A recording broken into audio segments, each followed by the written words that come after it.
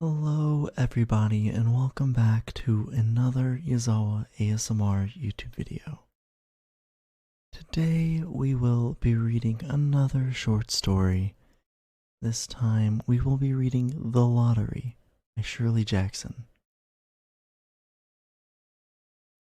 The morning of June 27th was clear and sunny with the fresh warmth of a full summer day. The flowers were blossoming profusely and the grass was richly green.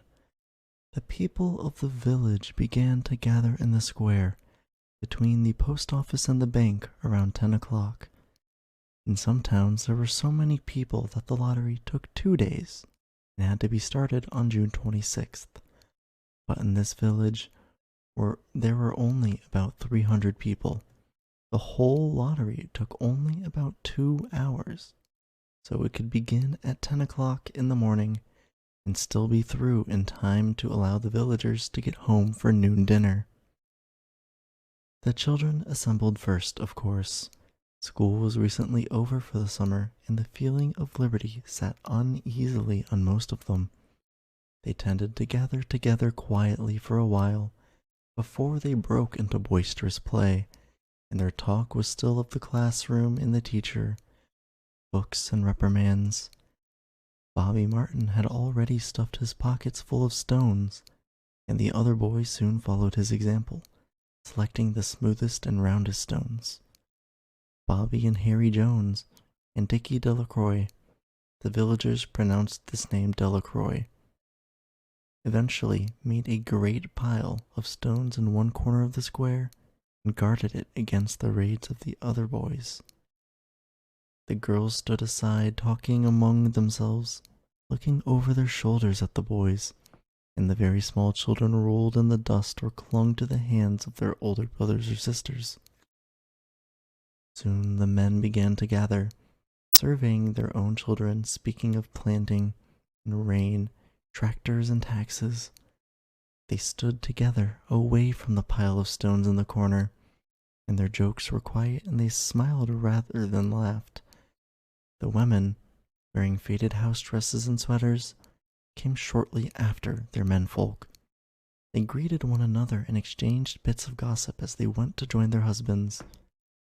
Soon the women, standing by their husbands, began to call to their children, and the children came reluctantly, having to be called 4 or 5 times.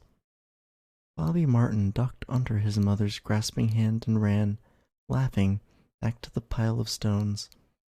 His father spoke up sharply, and Bobby came quickly and took his place between his father and his oldest brother. The lottery was conducted, as were the square dances, the teenage club, the Halloween program, by Mr. Summers, who had time and energy to devote to civic activities. He was a round-faced, jovial man, and he ran the coal business, and people were sorry for him, because he had no children and his wife was a scold. When he arrived in the square, carrying the black wooden box, there was a murmur of conversation among the villagers. He waved and called, "Little late today, folks." The postmaster, Mr. Graves, followed him, carrying a 3-legged stool, and the stool was put in the center of the square, and Mr. Summers set the black box down on it. The villagers kept their distance, leaving a space between themselves and the stool, and when Mr. Summers said, "Some of you fellows want to give me a hand," there was a hesitation before 2 men, Mr. Martin and his oldest son Baxter, came forward to hold the box steady on the stool while Mr. Summers stirred up the papers inside it. The original paraphernalia for the lottery had been lost long ago. The black box now resting on the stool had been put into use even before Old Man Warner, the oldest man in town, was born. Mr. Summers spoke frequently to the villagers about making a new box, but no one liked to upset even as much tradition as was represented by the black box. There was a story that the present box had been made with some pieces of the box that had preceded it, the one that had been constructed when the first people settled down to make a village here. Every year, after the lottery, Mr. Summers began talking again about a new box, but every year the subject was allowed to fade off without anything's being done. The black box grew shabbier each year. By now it was no longer completely black, but splintered badly along one side to show the original wood color, and in some places faded or stained. Mr. Martin and his oldest son Baxter held the black box securely on the stool until Mr. Summers had stirred the papers thoroughly with his hand. Because so much of the ritual had been forgotten or discarded, Mr. Summers had been successful in having slips of paper substituted for the chips of wood that had been used for generations. Chips of wood, Mr. Summers had argued, had been all very well when the village was tiny, but now that the population was more than 300 and likely to keep on growing, it was necessary to use something that would fit more easily into the black box. The night before the lottery, Mr. Summers and Mr. Graves made up the slips of paper and put them into the box, and it was then taken to the safe of Mr. Summers' coal company and locked up until Mr. Summers was ready to take it to the square the next morning. The rest of the year, the box was put away, sometimes one place, sometimes another. It had spent 1 year in Mr. Graves' barn and another year underfoot in the post office, and sometimes it was set on a shelf in the Martin grocery and left there. There was a great deal of fussing to be done before Mr. Summers declared the lottery open. There were the lists to make up, of heads of families, heads of households in each family, members of each household in each family. There was the proper swearing in of Mr. Summers by the postmaster as the official of the lottery. At one time, some people remembered, there had been a recital of some sort, performed by the official of the lottery, a perfunctory, tuneless chant that had been rattled off duly each year. Some people believed that the official of the lottery used to stand just so when he said or sang it. Others believed that he was supposed to walk among the people. But years and years ago, this part of the ritual had been allowed to lapse. There had also been a ritual salute, which the official of the lottery had to use in addressing each person who came up to draw from the box. But this also had changed with time. Until now, it was felt necessary only for the official to speak to each person approaching. Mr. Summers was very good at all this.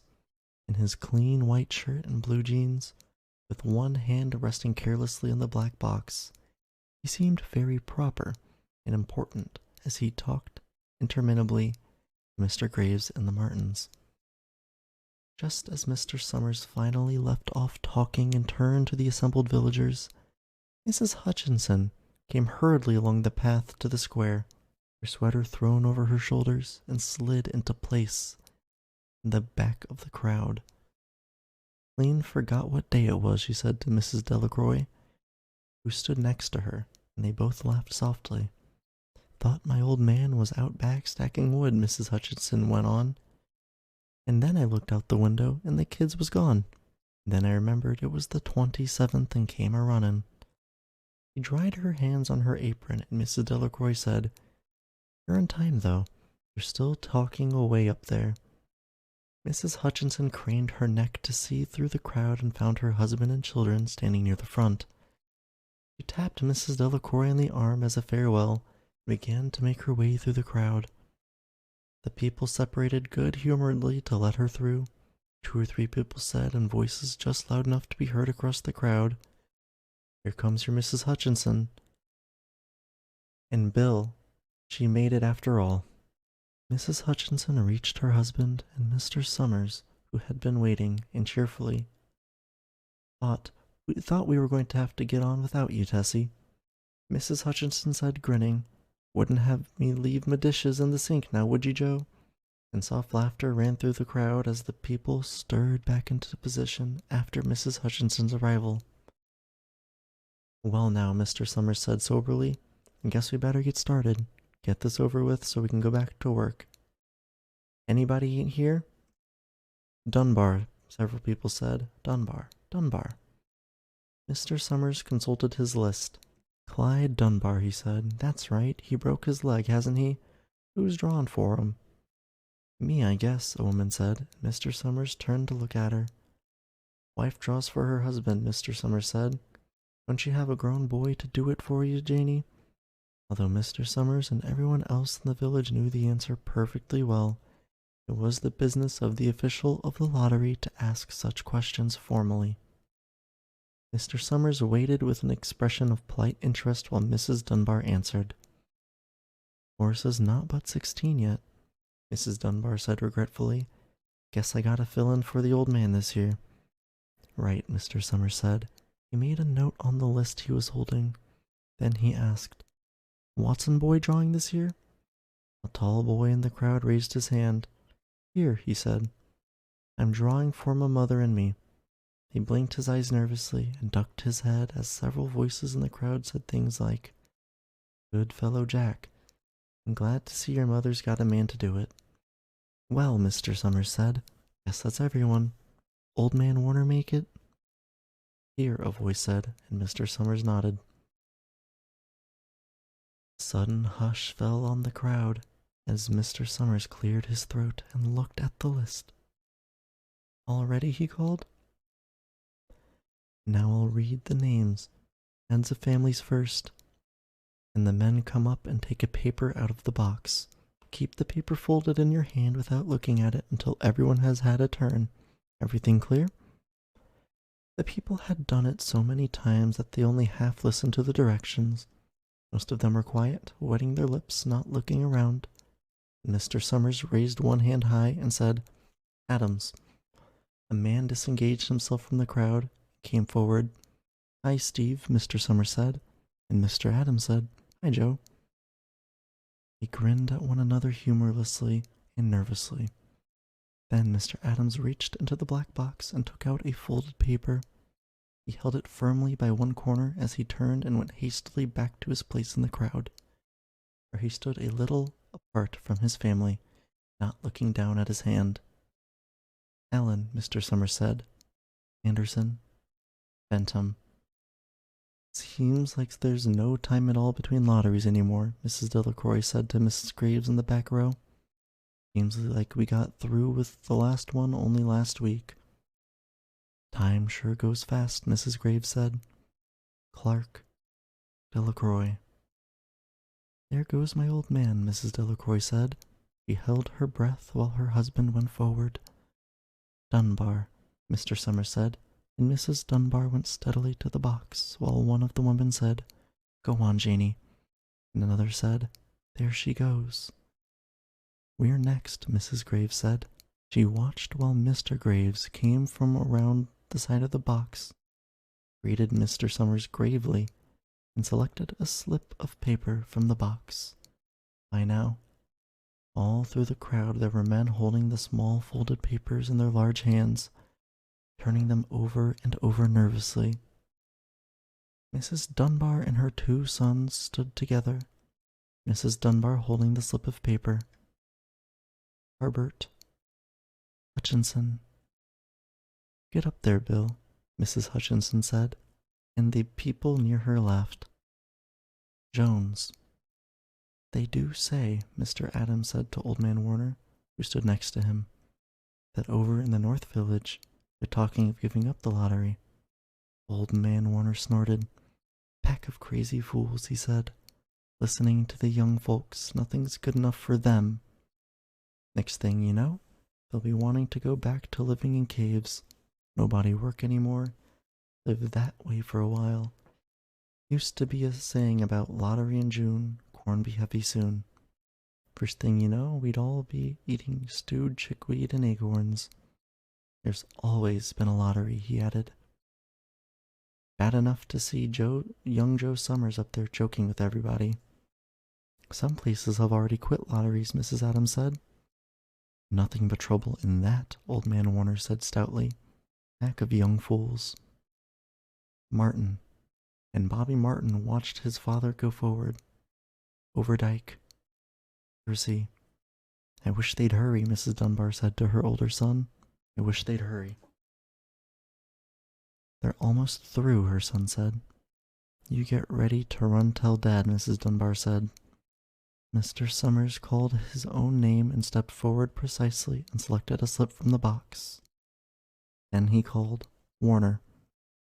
77th year I've been in the lottery, old man Warner said as he went through the crowd. 77th time. Watson. The tall boy came awkwardly through the crowd. Someone said, Don't be nervous, Jack. Mr. Summers said, Take your time, son. Zanini. After that, there was a long pause, a breathless pause, until Mr. Summers, holding his slip of paper in the air, said, All right, fellows. For a minute, no one moved, and then all the slips of paper were opened. Suddenly all the women began to speak at once, saying, Who is it? Who's got it? Is it the Dunbars? Is it the Watsons? Then the voices began to say, It's Hutchinson. It's Bill. Bill Hutchinson's got it. Go tell your father, Mrs. Dunbar said to her older son. People began to look around to see the Hutchinsons. Bill Hutchinson was standing quiet, staring down at the paper in his hand. Suddenly, Tessie Hutchinson shouted to Mr. Summers, Didn't give him enough time to take any paper he wanted. I saw you. It wasn't fair. Be a good sport, Tessie, Mrs. Delacroix called. Mrs. Graves said, All of us took the same chance. Shut up, Tessie, Bill Hutchinson said. Well, everyone, Mr. Summers said, that was done pretty fast. Now I've got to be hurrying a little more to get done in time. Consulted his next list. Bill, he said, you draw for the Hutchinson family. You got any other households in the Hutchinsons? There's Don and Eva, Mrs. Hutchinson yelled. Make them take their chance. Daughters draw with their husband's family, Tessie, Mr. Summers said gently. You know that as well as anyone else. It wasn't fair, Tessie said. I guess not, Joe, Bill Hutchinson said regretfully. My daughter draws with her husband's family, that's only fair. And I've got no other family except the kids. Then, as far as drawing for families is concerned, it's you, Mr. Summers said in explanation. And as far as drawing for households is concerned, that's you too, right? Right, Bill Hutchinson said. How many kids, Bill? Mr. Summers asked formally. 3, Bill Hutchinson said. There's Bill Jr., Nancy, and little Dave, and Tessie and me. All right then, Mr. Summers said. Harry, you got their tickets back? Mr. Graves nodded and held up the slips of paper. Put them in the box then, Mr. Summers directed. Take Bill's and put it in. I think we ought to start over, Mrs. Hutchinson said, as quietly as she could. Tell you, it wasn't fair. You didn't give him time enough to choose. Everybody saw that. Mr. Graves had selected the 5 slips and put them in the box, and he dropped all the papers but those onto the ground, where the breeze caught them and lifted them off. Listen, everybody, Mrs. Hutchinson was saying to the people around her. Ready, Bill? Mr. Summers asked, and Bill Hutchinson, with one quick glance around at his wife and children, nodded. Remember, Mr. Summers said, take the slips and keep them folded until each person has taken one. Harry, you help little Dave. Mr. Graves took the hand of the little boy, who came willingly with him up to the box. Take a paper out of the box, Davy, Mr. Summers said. Davy put his hand into the box and laughed. Take just one paper, Mr. Summers said. Harry, you hold it for him. Mr. Graves took the child's hand and removed the folded paper from the tight fist and held it, while little Dave stood next to him and looked up at him wonderingly. Nancy next, Mr. Summers said. Nancy was 12, and her school friends breathed heavily as she went forward, twitching her skirt, and took a slip daintily from the box. Bill Jr., Mr. Summers said, and Billy, his face red and feet overlarge, nearly knocked the box over as he got a paper out. Tessie, Mr. Summers said. She hesitated for a minute, looking around defiantly, then set her lips and went up to the box. She snatched a paper out and held it behind her. Bill, Mr. Summers said, and Bill Hutchinson reached into the box and felt around, bringing his hand out at last with the slip of paper in it. The crowd was quiet. A girl whispered, "I hope it's not Nancy," and the sound of the whisper reached the edges of the crowd. "It's not the way it used to be," Old Man Warner said clearly. "People ain't the way they used to be." "All right," Mr. Summers said. "Open the papers. Harry, you open little Dave's." Mr. Graves opened the slip of paper, and there was a general sigh through the crowd as he held it up, and everyone could see that it was blank. Nancy and Bill Jr. opened theirs at the same time. Both beamed and laughed, turning around to the crowd and holding their slips of paper above their heads. "Tessie," Mr. Summers said. There was a pause, and then Mr. Summers looked at Bill Hutchinson, and Bill unfolded his paper and showed it. It was blank. "It's Tessie," Mr. Summers said, and his voice was hushed. "Show us her paper, Bill." Bill Hutchinson went over to his wife and forced the slip of paper out of her hand. It had a black spot on it. The black spot Mr. Summers had made the night before with the heavy pencil in the coal company office. Bill Hutchinson held it up, and there was a stir in the crowd. "All right, folks," Mr. Summers said. "Let's finish quickly." Although the villagers had forgotten the ritual and lost the original black box, they still remembered to use stones. The pile of stones the boys had made earlier was ready. There were stones on the ground with the blowing scraps of paper that had come out of the box. Mrs. Delacroix selected a stone so large she had to pick it up with both hands and turned to Mrs. Dunbar. "Come on," she said. "Hurry up." Mrs. Dunbar had small stones in both hands, and she said, gasping for breath, "I can't run at all. You'll have to go ahead, and I'll catch up with you." The children had stones already, and someone gave little Davy Hutchinson a few pebbles. Tessie Hutchinson was in the center of a cleared space by now, and she held her hands out desperately as the villagers moved in on her. "It isn't fair," she said. A stone hit her on the side of the head. Old Man Warner was saying, Come on, everyone." Steve Adams was in the front of the crowd of villagers, with Mrs. Graves beside him. "It isn't fair, it isn't right," Mrs. Hutchinson screamed. And then they were upon her. That is the end of this story. If you enjoyed this story in this ASMR video, make sure to leave a like, subscribe, and we will see you in the next one. Sweet dreams.